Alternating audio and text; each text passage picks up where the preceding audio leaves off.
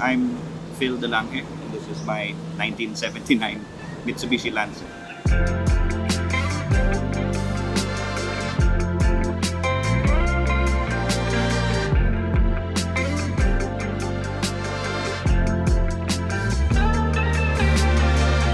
Yeah, it's my first car, and my dad actually bought it brand new in 1979, and we've had it ever since.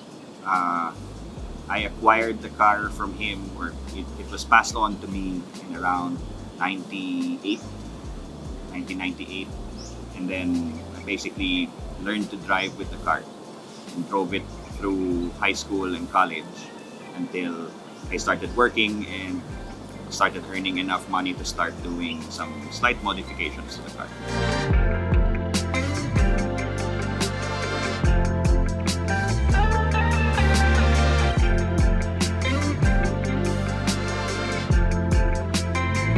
So it started with headers. So a friend suggested, no, lagyan mo ng headers. It'll start to breathe a little better. And then from there, the headers turned into a full engine build. So the car it was originally 1400cc. We oversized the pistons to take 1600cc high compression pistons. It has a modified cylinder head, so ported, and it has a Mitsubishi Works rally camshaft, which is biased more towards torque and mid-range. And then the exhaust is by Brodette Motorsports. So it's a sequentially paired 4-2-1, similar to what you'd find on mga higher end Honda builds, naturally aspirated. And then the intake manifold is an Australian-made Lynx crossover manifold. So normally cars like this, you'll normally see two carburetors, which is what we call the twin side setup. The problem with putting that on a left-hand drive car is the brakes and the brakes get in the way of the rear carburetor. So this one has an Australian-made intake manifold called the Lynx crossover, which uses one carburetor lang, but it pairs alternating barrels of the carburetor with alternating cylinders in the firing order. So it makes your one carburetor work almost like a twin side setup.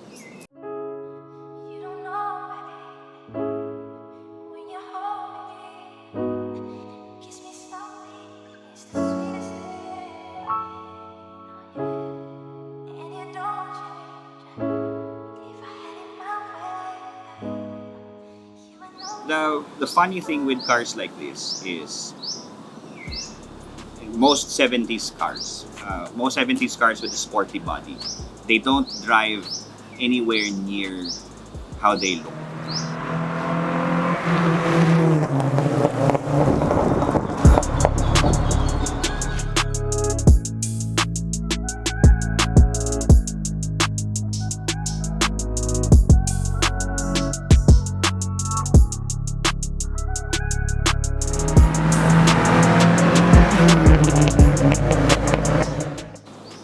The car was subject to a full restoration in 2008.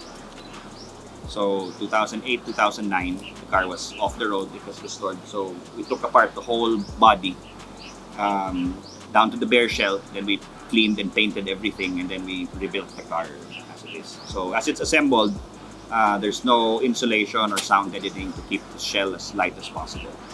And then the roll cage is a bolt-in cage. It's inspired by the original Mitsubishi rally car roll cage with some slight modifications.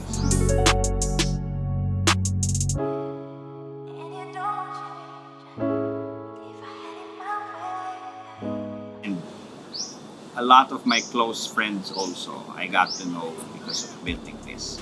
I guess that's why it's a little bit more special, because aside from the car, it's also the people that you met along the way. It's like the one constant thing in your life. You've been through different relationships, different careers, different groups of friends. Pero that's always what was constantly there with you. Aside from family, syempre. So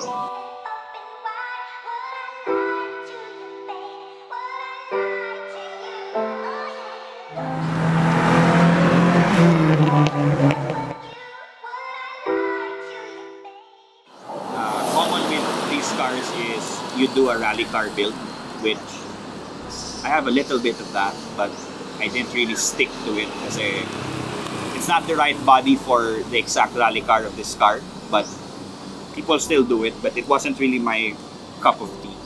So it ends up as a combination of just everything I like. So there's rally car influence. You have influence from early 90s Japanese tuner cars with the like single bucket seat, bolt-in cage, parang street car style. There's a little bit of rally car.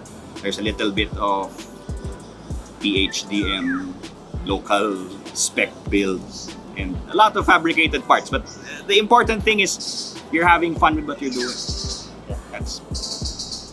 That's if there's one piece of advice, it has to be fun. The moment you stop having fun doing it, then parang it's not worth doing it anymore.